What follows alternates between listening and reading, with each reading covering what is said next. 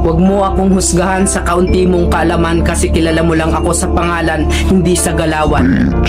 Pinanganak akong mahirap, hindi ako pinalad makapagtapos ng pag-aaral kaya binawi ko na lang sa sipag at diskarte sa buhay. Oo, wala akong pinag-aralan pero kaya kong kumita sa lansangan na hindi mo makukuha sa taas ng iyong pinag-aralan. Bago mo ako husgahan, daanan mo muna lahat ng napagdaanan ko para malaman mo kung sino at bakit ako ganito. Huwag mo husgahan ng isang tao dahil sa natapos niya, dahil minsan kahit yung mga taong hindi man humahawak ng diploma, daig pa nila yung nakagraduate ng may corona. Bawat tao may kanya-kanyang kwento sa buhay. Kaya bago mo sila husgahan, alamin mo muna ang kanilang pagkatao at tingnan mo muna ang sarili mo. Baka malala ka pa sa tinitira mo.